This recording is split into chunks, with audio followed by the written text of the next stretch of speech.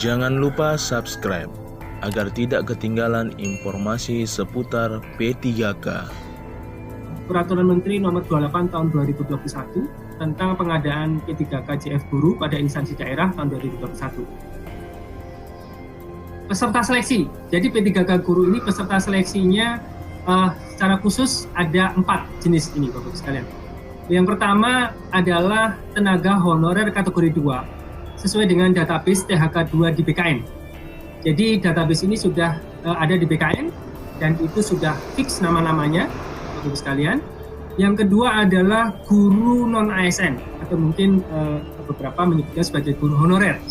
Guru non-ASN yang masih aktif yang mengajar di sekolah negeri di bawah kewenangan pemerintah daerah dan terdaftar sebagai guru di Dapodik di Kementerian Pendidikan dan Kebudayaan. Jadi kategori yang kedua adalah guru non-ASN di sekolah negeri dan terdaftar di Dapodik. Yang ketiga adalah guru swasta yang masih aktif mengajar di sekolah swasta. Yang keempat adalah lulusan pendidikan profesi guru yang belum menjadi guru dan terdaftar di database lulusan pendidikan profesi guru Kemendikbud. Jadi yang keempat ini bagi masyarakat umum lainnya yang sudah lulus PPG namun belum menjadi guru, itu diberi kesempatan pula untuk mendaftar. Bapak Ibu sekalian, terkait dengan ketentuan pengadaan P3K Guru ini, ada beberapa hal yang menjadi khusus ya. Jadi yang pertama, seleksi akan terdiri dari seleksi administrasi dan seleksi kompetensi. Sedangkan seleksi kompetensi tersebut akan dilaksanakan sebanyak 3 kali. Sebanyak 3 kali. Kemudian seleksi kompetensi akan menggunakan CAT UNBK Kemendikbudristek, jadi tidak menggunakan CAT BKN. Ini nanti koordinasi dan lain sebagainya akan dilakukan oleh Kemendikbudristek. Kemudian nanti sertifikat pendidik dan kualifikasi pendidikan itu akan merujuk di SE Dirjen Guru Tenaga Pendidikan Kemendikbud nomor 1460 dan seterusnya tanggal 15 Maret 2021. Dan ini juga sudah kami sampaikan pada kesempatan sebelumnya. Baik. Baik, ini pengaturan bagaimana keempat peserta tadi ya bisa mengikuti baik di seleksi kompetensi pertama, seleksi kompetensi kedua maupun seleksi kompetensi 3. Jadi yang pertama Bapak Ibu sekalian, yang boleh mengikuti seleksi kompetensi pertama hanya guru THK 2 dan guru non-ASN di sekolah negeri. Kemudian di seleksi kedua yang boleh mengikuti mereka yang tidak lulus di seleksi kompetensi pertama, namun kemudian juga sudah ditambah dengan guru swasta dan lulusan PPG, tadi peserta nomor 3 dan nomor 4. Yang ketiga, pada saat seleksi ketiga, siapa yang boleh ikut? Itu adalah guru yang tidak lulus di seleksi kompetensi kedua. Namun demikian Bapak Ibu sekalian, ini penjelasannya masih sedikit kurang. Pada seleksi kompetensi pertama dan seleksi kompetensi kedua itu masih berlangsung sesuai dengan kewenangan masing-masing. Jadi maksud saya gini, untuk guru TK, PAUD, SD, dan SMP karena merupakan kewenangan kabupaten kota masih diberlakukan pada lingkup tersebut untuk tes pertama dan tes kedua. Sedangkan untuk guru SMA, SMK, SLB itu karena merupakan kewenangan provinsi maka dilakukan pada lingkup provinsi tersebut. Jadi belum bisa lintas kewenangan, belum bisa lintas provinsi maupun kabupaten kota. Sedangkan pada saat seleksi ketiga itu sudah boleh lintas kabupaten kota dan lintas provinsi. Jadi kita berlakukan secara nasional, sekalian. Ini yang membedakan. Dan ini kira-kira aturannya, alurnya nanti adalah alur garis besarnya adalah seperti ini. Nanti pada saat pertama, itu seluruh peserta, jadi peserta pertama, kedua, ketiga, keempat, itu akan membuat akun di SSCN. Kemudian pada seleksi kompetensi pertama, itu hanya peserta pertama dan kedua saja yang bisa memilih formasi. Ya, peserta pertama dan kedua saja yang bisa memilih formasi. Kemudian peserta yang sudah tersedia formasi di tempat sekolahnya, dia harus melamar atau akan langsung ditempatkan formasinya sesuai dengan tempat sekolah dia mengajar saat ini. Kemudian bagaimana kalau tidak tersedia atau formasinya tidak tersedia, maka yang bersangkutan melamar di sekolah atau di jabatan lain yang sesuai dengan sertifikat pendidik atau kualifikasi yang bersangkutan, tapi masih dalam satu instansi. Kemudian yang kedua, akan dilakukan seleksi ya. Jadi seleksi kemudian lulus. Ada yang tidak lulus. Di seleksi kedua, seleksi pertama yang lulus itu langsung bisa dilakukan pemberkasan. Sedangkan tentunya ada masa sanggah dan sebagainya Bapak Ibu sekalian. Dan yang tidak lulus maka diberi kesempatan untuk mengikuti seleksi kompetensi yang kedua. Dan pada saat ini peserta pertama dan kedua akan memilih kembali formasi yang belum terisi. Ya. Jadi bisa saja formasi-formasi dari seleksi kompetensi pertama masih ada yang belum terisi, itu silakan dipilih lagi sesuai dengan serdik dan kualifikasi yang bersangkutan. Kemudian peserta 1 dan 2 dan 3 tidak dapat melamar di instansi lain, masih dalam satu kewenangan. Hanya pelamar 4, yakni lulusan PPG, itu melamar di instansi sesuai dengan domisilinya. Ya, nanti akan dicek sesuai dengan NIK-nya, yang bersangkutan harus sesuai dengan domisilinya. Kemudian akan berlangsung, ya, seleksi kompetensi kedua akan berlangsung. Kemudian misalnya lulus, ada yang lulus dan ada yang tidak lulus. Dan bagi mereka yang tidak lulus akan berlanjut di seleksi kompetensi 3, tapi saat ini berlangsung secara nasional. Jadi nanti peserta bisa memilih formasi secara nasional di tempat lain sesuai dengan serdik atau kualifikasi yang bersangkutan. Jadi dari kabupaten A boleh nggak milih kabupaten B, boleh ke provinsi C dan seterusnya. Juga boleh yang tadinya di SMP boleh memilih ke SMA, SMA boleh memilih ke SMP dan seterusnya sesuai dengan serdik dan kualifikasi yang bersangkutan. Kemudian Bapak Ibu sekalian, setelah itu selesai, ya, nanti seleksi kompetensi 3 selesai, itu ada mekanisme pengisian kebutuhan yang belum terpenuhi. Jadi ada formasi-formasi yang kosong itu akan kita penuhi dengan mekanisme yang secara otomatis. Jadi tidak melakukan seleksi lagi. Tidak akan melakukan seleksi lagi, kita akan melakukan secara otomatis bagi mereka yang memenuhi nilai ambang batas dan berperingkat terbaik. Dan itu nanti akan ditempatkan sesuai dengan jabatan, bentuk satuan pendidikan dan instansi yang dilamar, di mana metode penentuan sekolah tersebut akan ditentukan kemudian nanti bersama-sama dengan Kementerian Pendidikan dan Kebudayaan. Baik, selanjutnya ada satu hal lagi Bapak Ibu sekalian yang perlu menjadi perhatian, bahwa nilai passing grade itu pada seleksi kompetensi pertama, kedua, ketiga bisa dipergunakan. Jadi seandainya seseorang melamar pada jabatan taruhlah guru PPKN SMP gitu ya, guru PPKN SMP pada seleksi kompetensi pertama, dia lulus passing grade tapi kemudian dia tidak lolos formasi karena kalah saingan, dan kemudian dia harus masuk ke seleksi kompetensi kedua, maka pada saat seleksi kompetensi kedua, passing grade yang bersangkutan masih bisa dipergunakan. Dan dia juga masih tetap bisa mengikuti seleksi di kompetensi kedua tersebut. Dan kemudian kalau yang bersangkutan juga lulus passing grade, maka dia diberi kesempatan untuk memilih yang terbaik mana passing grade-nya di antara seleksi kompetensi pertama ataupun seleksi kompetensi kedua. Begitu juga pada waktu seleksi kompetensi ketiga. Maka nilai yang lulus passing grade kompetensi pertama, kedua masih akan diperhitungkan dengan catatan Bapak Ibu sekalian, dengan catatan jabatan dan bentuk satuan pendidikannya sama. Jadi kalau tadi melamar pada guru PPKN SMP, di pertama, kedua dan ketiga juga melamarnya pada jabatan yang sama. Tapi kalau kemudian yang ketiga, misalnya ya, yang ketiga dia melamar pada guru PPKN SMA, maka kemudian passing grade yang pertama dan kedua menjadi tidak bisa diperhitungkan. Itu aturannya. Kemudian ini adalah contoh kasusnya pada seleksi kompetensi pertama, pelamar yang memiliki sertifikasi sejarah melamar guru PS pada SMP dan lulus nilai ambang batas namun tidak lulus seleksi. Pelamar tersebut melamar kembali pada seleksi kompetensi kedua, memilih guru kelas pada sekolah dasar. Nilai seleksi kompetensi pertama tidak dapat digunakan karena peserta mendaftar di jabatan yang berbeda. Ini aturannya. Jadi mungkin penekanan dari apa yang telah kami sampaikan di sebelumnya. Baik. Kemudian Bapak Ibu sekalian, ada mekanisme penambahan nilai pada kompetensi teknis. Jadi ini pemerintah mencoba untuk mengapresiasi beberapa hal terkait dengan sertifikat pendidik, kemudian juga disabilitas, dan terkait dengan usia, dan kekhususan terkait dengan THK X kategori 2. Ada 4 yang kita akomodir Bapak Ibu sekalian. Yang pertama adalah bagi mereka yang memiliki sertifikat pendidik yang linear dengan jabatan yang dilamar, sesuai dengan jabatan yang dilamar, maka akan diberikan nilai 100% dari nilai maksimum kompetensi teknisnya. Jadi berlaku untuk semua peserta yang memiliki sertifikat pendidik yang linear dengan jabatan yang dilamar. Jadi akan mendapatkan nilai 100% untuk yang memiliki sertifikat pendidik yang linear.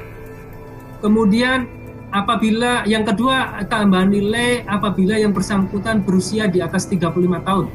Ini berlaku untuk peserta di atas 35 tahun dan berstatus aktif sebagai guru selama 3 tahun terakhir berdasarkan data Dapodik. Jadi berusia 35 tahun dan statusnya aktif sebagai guru 3 tahun terakhir. Itu juga akan mendapatkan penambahan nilai 15%. Kemudian yang ketiga adalah penyandang disabilitas. Ya. Itu karena kita tidak menyediakan formasi khusus untuk disabilitas di sekolah-sekolah tertentu, maka penyandang disabilitas pada prinsipnya dapat melamar pada seluruh jabatan. Hanya ada beberapa jabatan yang tidak dilamar, itu ada di Permenpannya juga, oleh beberapa jenis disabilitas tertentu. Dan kemudian setelah dilakukan verifikasi, maka kemudian yang bersangkutan berhak mendapatkan nilai 10% dari nilai maksimum kompetensi teknis. Kemudian penambahan nilai yang keempat adalah THK 2. Yakni peserta terdaftar di database THK 2 PKN dan berstatus aktif sebagai guru selama 3 tahun terakhir. Jadi bagi THK 2 yang aktif sebagai guru 3 tahun terakhir sebagai Dapodik, itu juga akan mendapatkan nilai tambahan sebesar 10%. Dan penambahan nilai ini berlaku akumulatif Bapak Ibu sekalian.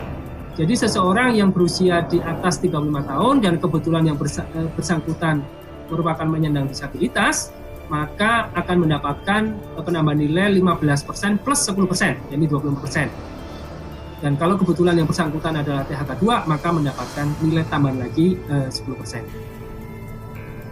Kemudian hanya saja nilai totalnya tidak boleh melebihi dari nilai maksimal kompetensi teknis.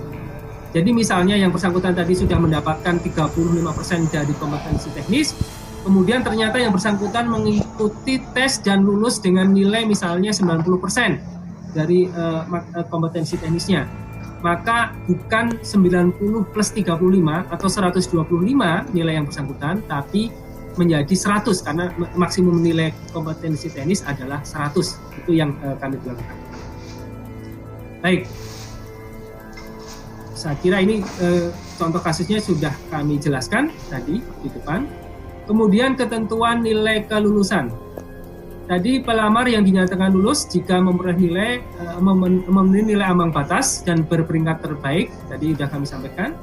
Kemudian pada seleksi kompetensi kedua, pelamar dapat menggunakan nilai terbaik di antara nilai seleksi kompetensi 1 atau seleksi kompetensi kedua, tapi hanya dapat digunakan jika memenuhi nilai ambang batas, dan pada seleksi kompetensi kedua, pelamar memilih jabatan dan bentuk satuan pendidikan yang sama dengan seleksi kompetensi pertama.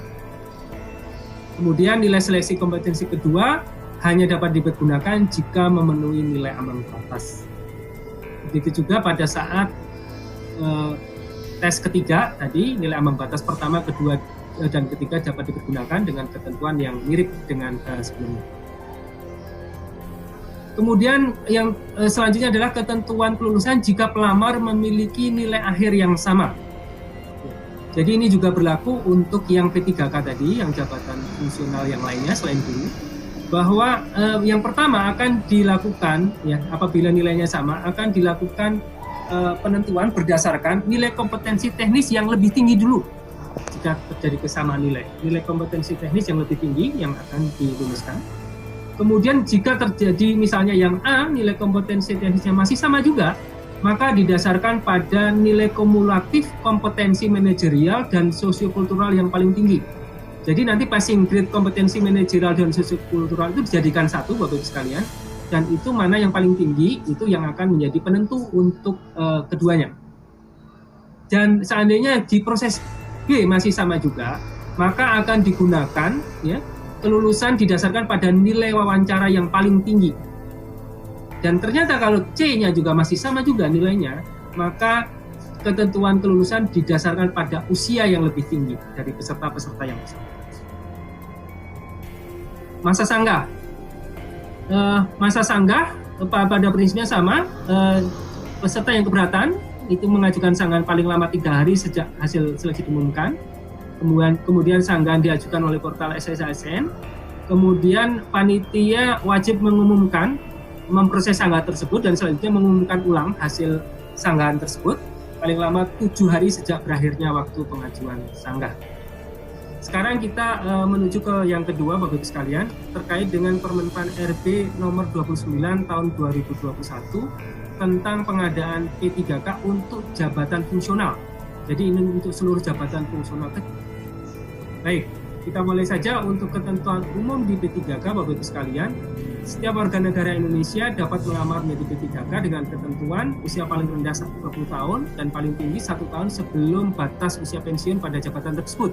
Jadi kalau untuk guru usia pensiunnya adalah 60 tahun, maka seseorang yang berumur 59 tahun kurang 1 hari atau kurang 2 hari pun pada saat pelamaran itu masih bisa melamar. Kemudian tidak pernah dipidana penjara 2 tahun atau lebih, tidak pernah diberhentikan dengan hormat tidak atas permintaan sendiri atau tidak dengan hormat sebagai ASN, prajurit TNI, anggota kepolisian negara RI atau pegawai swasta, tidak menjadi anggota parpol atau terlibat politik praktis, tidak memiliki kualifikasi pendidikan sesuai dengan persyaratan jabatan, memiliki kompetensi sesuai dengan sertifikasi keahlian atau keterampilan tertentu yang masih berlaku, seperti STR tadi di kesehatan. Kemudian sehat jasmani dan rohani sesuai dengan persyaratan jabatan yang dilamar. Persyaratan lain sesuai dengan kebutuhan jabatan yang ditetapkan oleh BPK. Kemudian tadi calon pelamar juga hanya dapat melamar pada satu instansi di satu formasi jabatan. Kemudian ada persyaratan minimal 3 tahun berpengalaman di bidang kerja yang relevan dengan jabatan fungsional yang dilamar. Ya, ini dibuktikan dengan surat keterangan ditandatangani oleh minimal pejabat tinggi pratama untuk yang bekerja di instansi pemerintah dan minimal direktur kepala divisi yang membidangi SDM HRD di perusahaan swasta atau lembaga swadaya dan masyarakat pemerintah atau yayasan.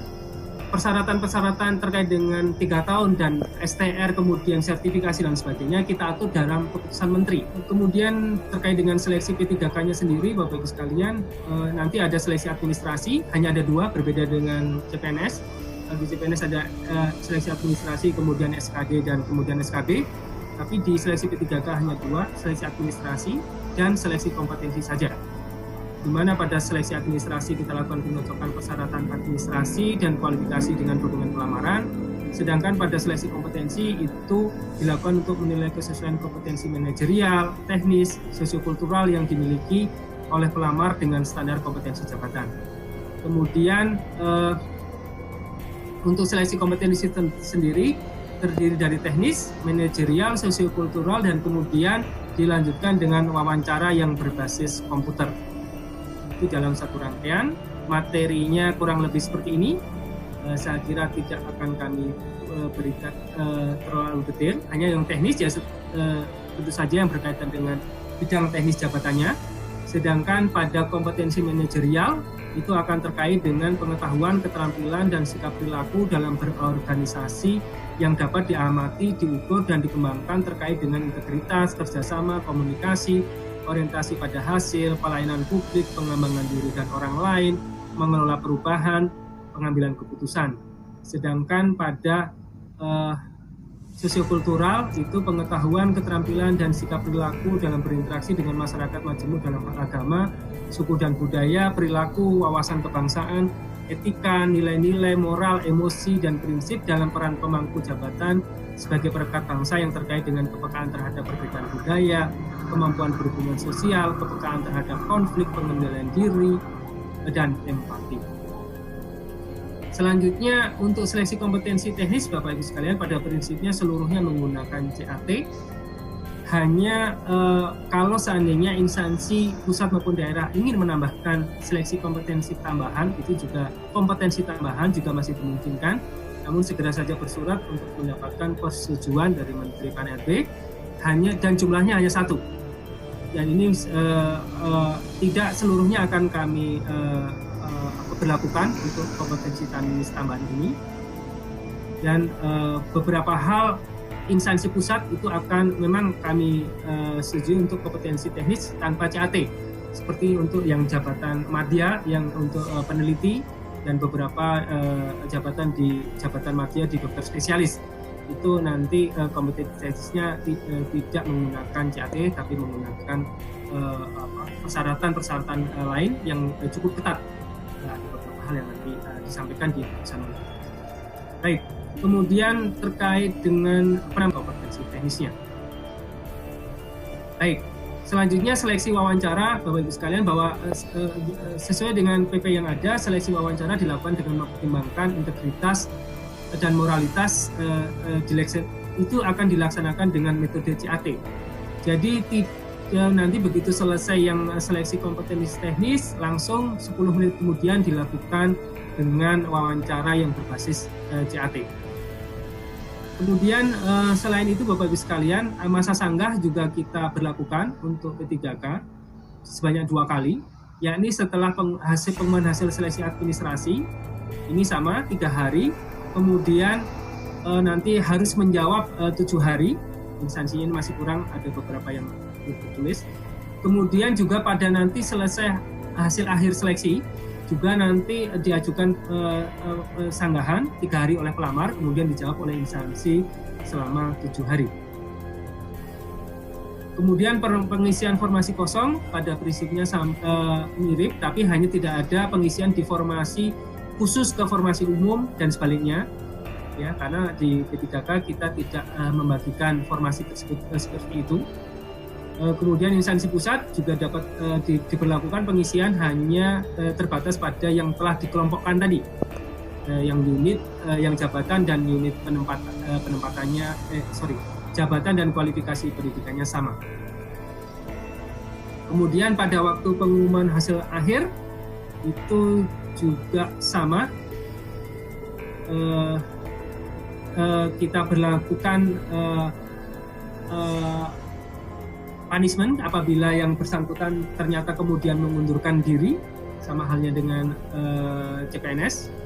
Kemudian pada periode berikutnya tidak bisa melamar, seperti itu. Pada prinsipnya kita akan melakukan seperti itu. Baik, selanjutnya adalah keputusan Menteri Pan-RB 981 tahun 2021 tentang persyaratan, sertifikasi, dan seleksi kompetensi teknis tambahan untuk melamar pada jabatan fungsional dalam pengadaan P3K tahun anggaran 2021. Jadi sekali lagi ini merupakan tambahan dari Permenpan tadi, yang ini hanya kita berlakukan di tahun 2021. Pada prinsipnya ada beberapa jabatan fungsional yang kemudian dari instansi pembinanya sudah mengusulkan beberapa persyaratan yang akan diberlakukan. Sedangkan persyaratan secara umumnya Bapak Ibu sekalian adalah bahwa setiap pelamar yang melamar pada jabatan fungsional dalam pengadaan P3K wajib memiliki pengalaman paling singkat adalah 3 tahun. 3 tahun di bidang kerja yang relevan dengan jabatan fungsional yang dilamar untuk jenjang pemula, terampil, dan ahli pertama. Sekali lagi, untuk jenjang pemula, terampil, dan ahli pertama itu paling singkat 3 tahun. Sedangkan untuk jenjang mahir, penyelia, ahli muda, dan ahli madya paling singkat adalah 5 tahun. Ini yang untuk B ini belum ada di instansi daerah, sebagian besar. Untuk yang B hanya ada di instansi pusat. Itu diberlakukan untuk ahli muda dan ahli madya paling singkat adalah 5 tahun. Kemudian persyaratan tersebut dibuktikan tadi ditandatangani oleh surat keterangan yang ditandatangani oleh pejabat tinggi pratama. Ya.